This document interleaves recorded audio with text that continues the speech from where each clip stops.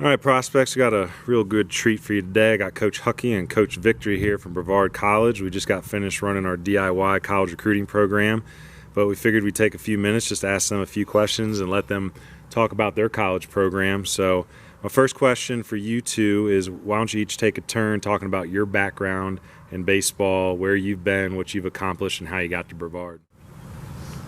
So I'm Mike Victory. I'm the head coach here at Brevard College.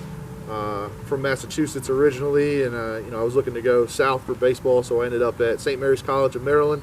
It wasn't as warm there as I thought it was going to be, but definitely better than New England baseball. Played there for 4 years. Continued there, getting my master's in teaching. My head coach was a great guy. He was one of the winningest coaches in Maryland. He let me stay there, continue coaching with them.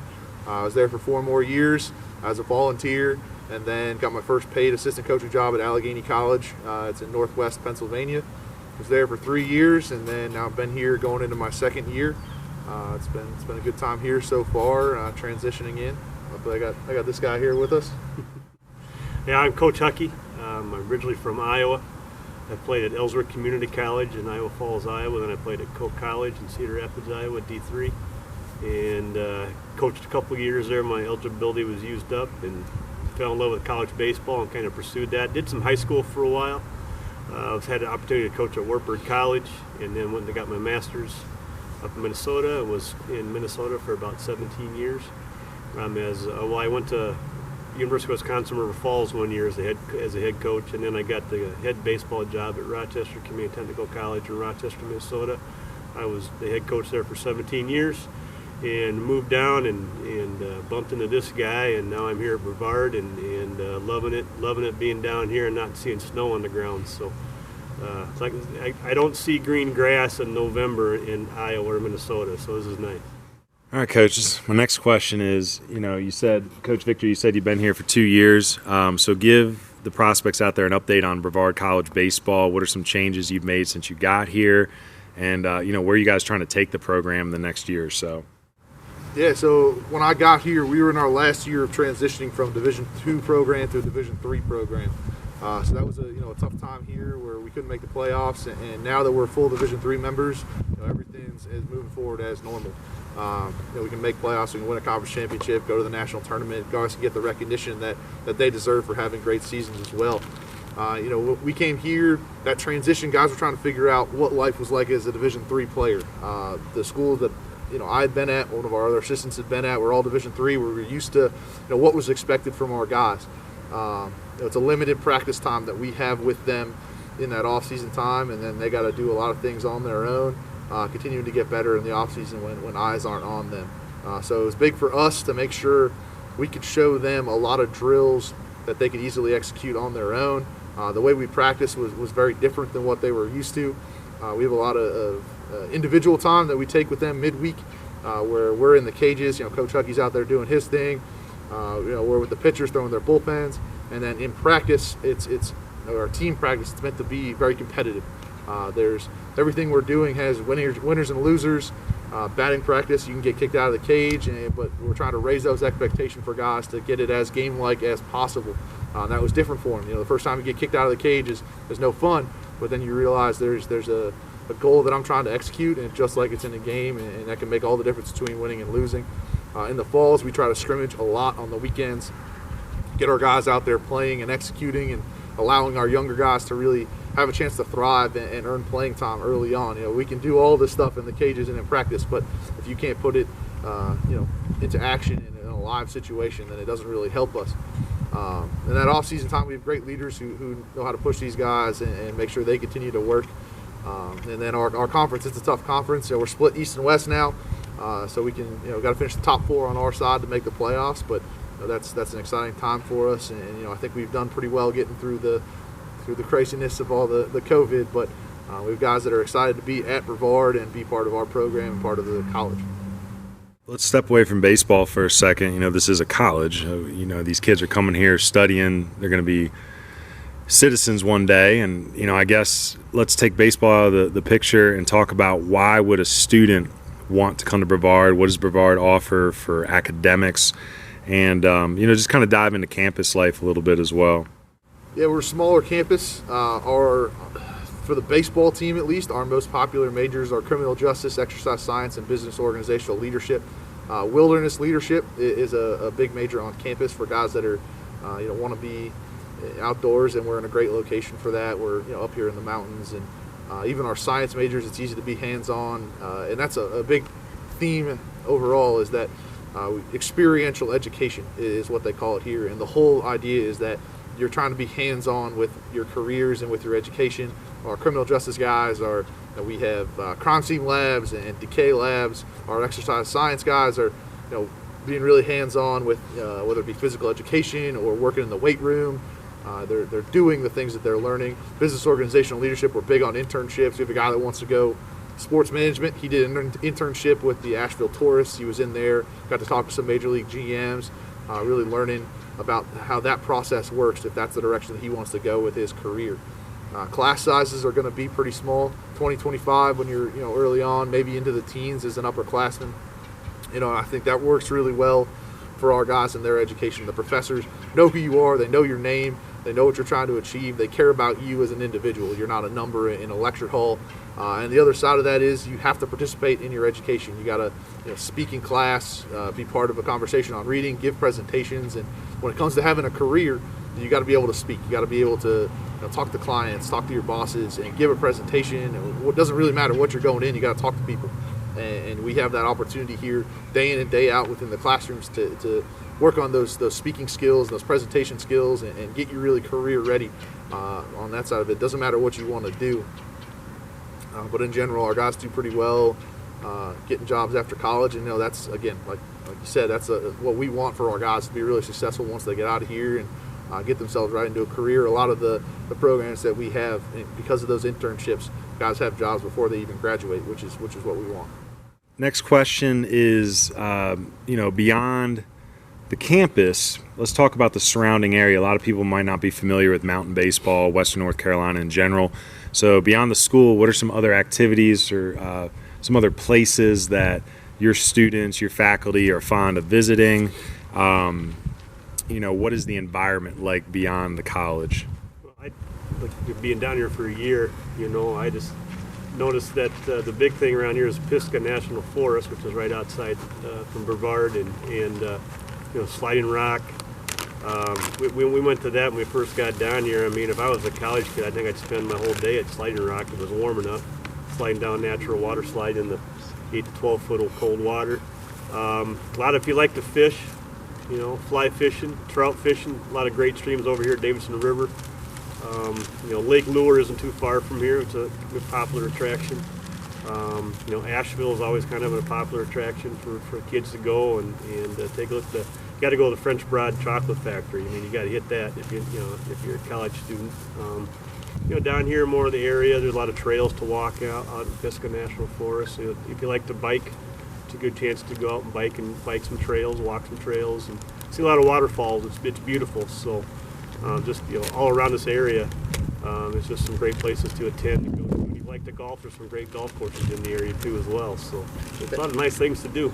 And Brevard itself is a great town. Yeah. They love the college. I think that's unique from a lot of other Brevard. college towns. And downtown Brevard's full of locally owned restaurants. And for me, I love that. I love being able to walk into a store and someone asks me, "Hey, Coach, how's the baseball team doing?" There's people that come out to our games. There's restaurants that provide us meals over spring break. And in general, that investment in the college is fun to have as a smaller school with a lot of athletic programs. All right, so next question I have here, back to your program. Introduce all your coaches and discuss kind of the shared baseball philosophy that you guys try to instill in your players here as well. So you know us. We had Rob Julian came with me. I coached him as a senior at Allegheny, and he spent 2 years coaching at Mercyhurst Northeast University in Erie, Pennsylvania. And they're the sister school of Mercyhurst University, a very good Division II program. So he got to work really closely with some of their guys, and that's why I like having him here. He does a really good job with the pitchers. He's a super competitive guy and doesn't put up with nonsense. So I know that he can handle the pitching staff. And then we just added Mike Connolly. He's a local guy. So he knows the area, which I appreciate, still being newer to the location. And he runs his own club program, and he's down in Atlanta all the time for tournaments. So he's out there. Even when he's doing his own thing, he's out there with an eye on guys for us. And, combined, I think we're all working towards the same thing. We all want to win, and that's really important to us. And developing our guys, and winning to me is an on and off the field kind of thing. We want our guys to be great at everything they do, and that means baseball, that means the classroom, and that means life. And so we're trying to give these guys the tools to be successful at all of that. And for us, that comes from that competitiveness. We want our guys to hate losing more than they like winning sometimes, and that's big for us. We've kind of pushed them together in that, and trying to continue to raise the bar for them year in and year out, and make sure those standards are always a little bit higher each year. Well, I just think our overall philosophy, it just seems to me we're trying to be more competitive, from a practice standpoint, which leans over into a game standpoint. I mean, working with the guys in the batting cages, we're always constantly trying to get some kind of a competition to go to that translates to the field, translates to team practice, then translates ultimately to the game where we're all trying to fight for the same goal. So I mean, it's just the way the coaches work together. We get kind of competitive with each other. Some things I think the guys like to see that when we're kind of getting on each other a little bit, having a little fun, and kind of loosen things up in practice, get them refocused in regards to what we want to get accomplished. Our approach at the plate, we're going to be aggressive swingers. I think they're looking to attack the zone on the mound. I mean, it all sounds like basic baseball stuff, but until you get the kids in the right mentality thinking that, it's not basic baseball. So, it's just something, a little transformation that we've kind of worked on the last 2 years. As looking forward, we're excited about, what's going to happen. What we saw this fall, we're going to see this spring. So, and two big things you'll hear a lot from us are one day better, looking every single day to try to make yourself even 1% better. Weight room's a big thing for that too. It's a big difference for our guys. The way we lift, the amount we lift, really pushing them in there to get bigger and faster and stronger and keep up with the best teams in the country. And then Mudita, which is vicarious joy for other success, is a big thing for our guys.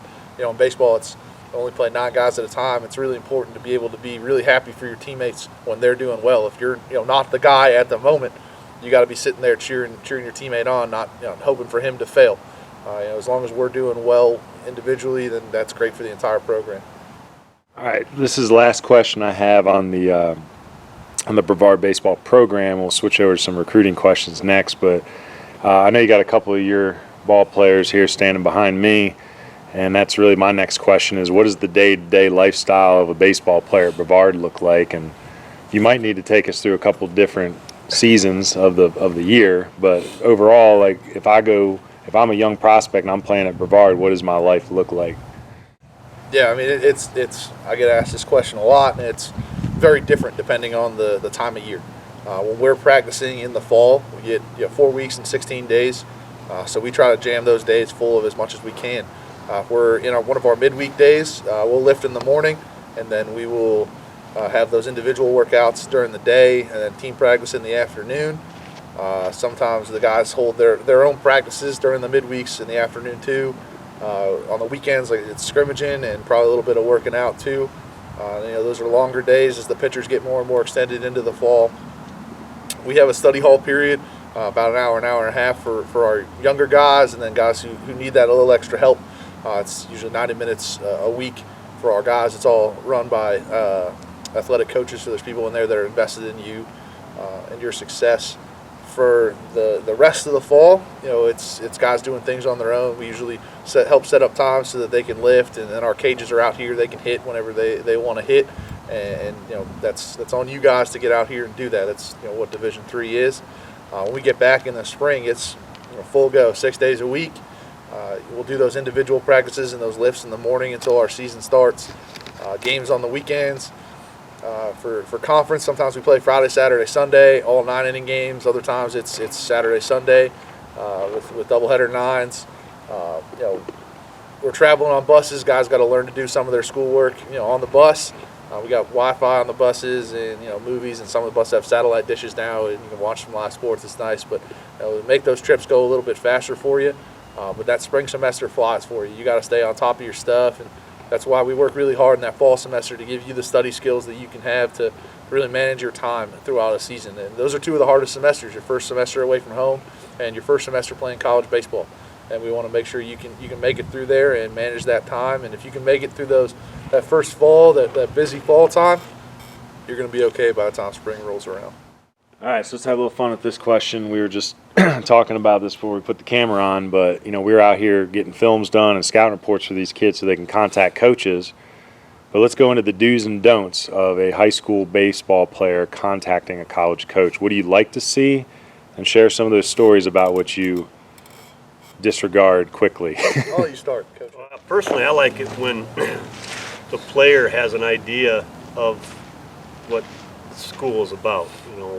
Some of the majors that we have, the size that we have, the size of the school, and the location. I understand that at times you're going to come across players who don't know where a particular school is, geographically, but at least have some idea of the size you're looking for in a school. What kind of major does that school offer that major? The financial part of it, what am I going to have to go through in order to be able to afford to go to school regardless of where it is? And just, and have some questions prepared in regards to not just the baseball side of things, but also to the academic side of things, to the community type involvement type things. It's something that sparks conversation, that gets conversation going so that you can build a rapport with the individual. It's very difficult to talk to somebody and say, how's your day going? Good. What do you want to go into? Don't know. What size of school are you looking for? Somewhere where I can play baseball. And you're going to have those conversations, and sometimes it's just, you got to have something to kind of generate the communication and keep it going, and stay in touch with the individual. If you have a general interest in that particular school, stay in contact with them. Even if maybe the coach hasn't contacted you in a while, we're contacting other players. Spend a lot of time, and plus we have our own lives outside of what we're doing. But hey, I haven't heard from Coach Hucke from Brevard for a while. Give me a call, give me a text. I love that stuff because it shows me you still have an interest and you still liking what we have to offer here. So, but yeah, but do your research. Makes a lot more conversation. Yeah, for me, I believe that we're going to be the most successful when we have guys that are bought in, not just with baseball, but into the Brevard College itself. I want guys that want to be here. I don't want to be, your last choice, your only choice. I want to be the right choice for you. And if you're all in with everything that we have going on with your academics and baseball, we're going to be really good as a team. Make sure we have the majors you're looking for. If you're undecided, you should start trying to figure out some things that you're interested in. Going into college with no plan is really difficult. Make sure that the school that you're going to choose has the majors that you might be interested in down the road. Make sure you're reaching out to the right school. When you email someone, I get emails for Brevard Community College all the time, and for me that's an unfortunate waste of time, and that's not a good look for you. Make sure you email in the correct coaches' names. That's really important. We get emails with the wrong coaches' names in there. If you can personalize that email, that's big. That goes a long way when it's coming directly from you. And I know you've looked at my school a little bit, you've looked at my program a little bit, and not just, hey, your baseball team's done great. I want you to look at some things that specifically have drawn you to Brevard and why you're interested here. And then always include video. We're living in a time now where video is much more easy to attach to an email or a link to your recruiting video on YouTube or wherever it might be. And edit out the voices behind, please. I'm glad that Grandma and Dad and Mom are excited you got a double, but to listen to someone screaming into the microphone as they're trying to watch gets distracting. So try to edit that out, or else tell them to videotape you without any sound. It helps in regards, especially if I'm up late at night watching video. It might be my own personal thing, but yeah, please let's try to cut down the verbiage and behind. And the loud music isn't necessary. Yeah, you don't need that. You can leave that off. That's fine. Yeah. And give us a little bit of a look of everything. Live stuff is great. You don't have to do the whole at bat if you don't want to. If you can cut it down to the good stuff, that's fine. Same things. Front toss and tee work isn't always great for us either. If you can get at least off an arm batting practice, that's great. The fielding stuff's good too. I'd like to see that part of it. It's a big thing. But have that included. It makes it a lot easier for me to contact you and know where you might fit in my program. And then be responsive. If we take the time to reach out to you, and we're starting to initiate that contact and get you on a visit, don't make me wait 24 hours to get a reply from a text message. I know I have other things going on, but I try to work really hard to make sure I reply to you if you need something. But if you're really slow with that responsiveness, it's going to make me question, what kind of character that comes into. Are you going to get your work done all the time? Are you going to be emailing professors back when you get here? Can I count on you to be on time for things when we have to make a bus? I'll give you a break if your truck breaks down or something like that, but you got to be here on time. So and that, just keep responding to us. Yeah, and if you don't have an interest in us, just tell us. It's not gonna hurt our feeling. You know? The second best answer we can hear is no. Yeah. Once you decide you don't want to be somewhere, let that coach know, and they'll respect it. A coach should respect that. Yep. They should say, "Hey, thank you. Appreciate the time that we've had," and then that's fine. COVID is definitely given the recruiting scene, taking it for a loop here. So my question to you is, there's good, great, and elite athletes that can play in college. I feel as if the good athletes, the ones that are not great and elite yet, the good ones are the ones that are going to struggle this year trying to find a place to play. So what advice do you have for a good baseball player who has the ability to play in college but might not be jumping off the paper, jumping off the film at coaches?